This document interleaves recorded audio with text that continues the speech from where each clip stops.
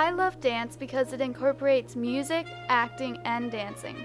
I had the chance to interview family members who are educators and ask them about their various teaching methods. All of them believe that fine arts are an important part of education.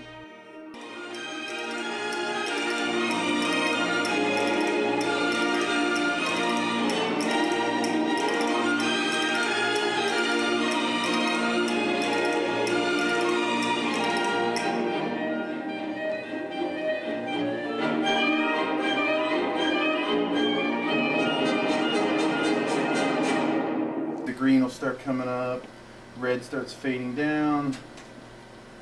As we go even higher, I guess the blue will start coming into the picture. And one thing I do for the students is before they can get out of the first year electronics, they have to watch a full-length opera. I always tell them it's not good enough to just be scientific or athletic. Probably good to be artistic too. So yeah, so I don't see these things as opposed at all. I've got signal generators, oscilloscopes, and I've got opera. All seems the same to me. This is beautiful, this is beautiful. I mean, I think the arts are maybe the most important. You have nothing if you don't have that to build on. Maybe the mind is sharper if the soul is strong. Being able to think out of the box. I mean, if you're troubleshooting some sort of problem or something like that, you know, taking always the first route isn't always the best way. If you have a musical background or artistic background, you can think of other ways to attack a problem. So I think that's why arts are important. I was involved in the 90s in assisting schools with designing and building studios that could support the various ways that they would use that technology in curriculum. In some cases it started out as technology education, and then it was soon realized that it's much more than technology. And other places it started in the English department and quickly involved the art department. And then I think where we're at now is most schools realize that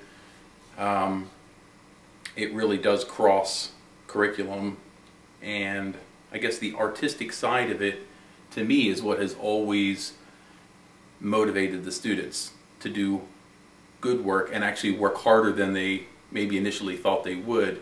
And I think that's the innate sense of creative satisfaction when something is done artistically. It's motivating, it's energizing, and it's very satisfying in the end, and then that propels them on to the next project. So I think teachers could see that, and whatever project a student started with, whatever motivation they started with, it would usually grow, and then as soon as that motivation grew, pretty soon you're not twisting their arm to explore other art forms or other good learning. It just becomes part of their projects. Currently, music and art are standard requirements in elementary education. However, dance and movement are not, and studies have shown that using movement really helps with memorization. Getting more movement and using the arts in elementary education is going to be really important. I always had my children, my 6- and 7-year-olds, performing. We did plays for our parents, and I had them singing and reciting poetry.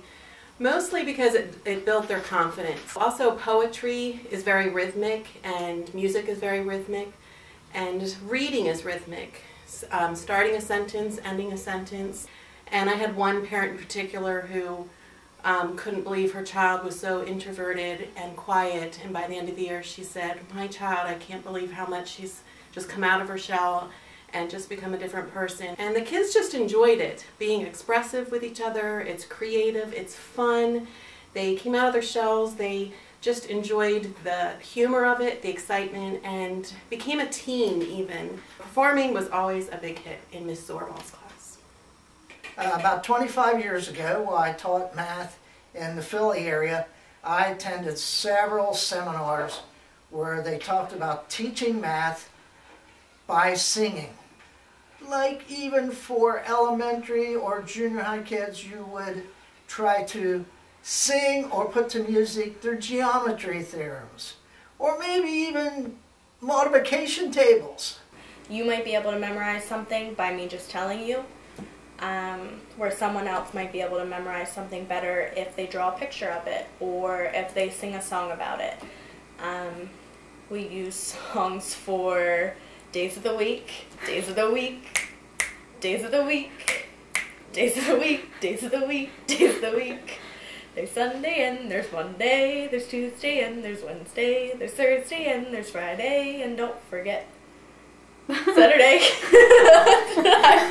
I sing Sunday. Obviously it didn't work too well for me, so maybe music isn't my best outlet, but the kids know it. Music always brings forth a kind of a smile and brings forth personality in every student that I've ever worked with or been in a classroom with. Or if they're just really frustrated, give them a piece of paper and kind of let them vent if they're having trouble speaking with you. So it's important for them to be exposed to the arts in general for outlets for their emotions and a distraction from what they're feeling inside to kind of let it out. Especially children with ADHD, they need to move. Whether it's some sort of physical activity, whether it's something to keep their hand busy, playing some sort of instrument, it's always great to focus that energy into something structured. If you can find out something they're passionate about, there's a good chance they're going to succeed at it. And my first experience is teaching the Waldorf education philosophy. There are no textbooks, no tests, no technology, and no grades. Rudolf Steiner felt that young children have such a great measure of creativity and imagination.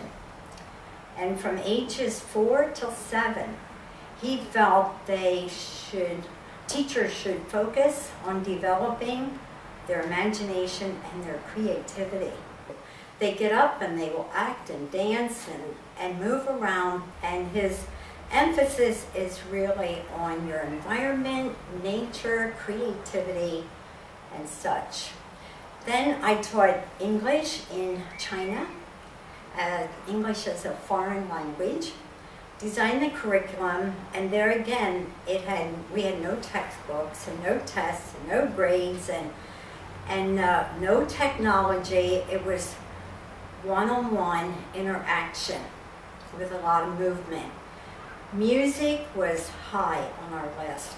Music is a delightful way of learning English, and they love to act. Chinese are natural actors.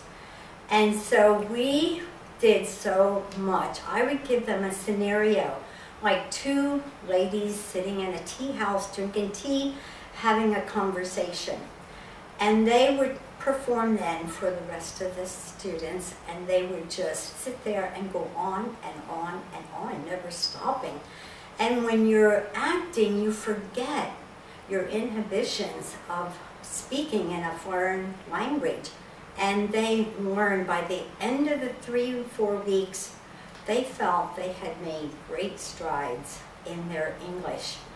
And so I think incorporating the arts is just the most effective thing you can do, because it's so enjoyable. When you can enjoy your learning, you're just automatically motivated and you just make progress.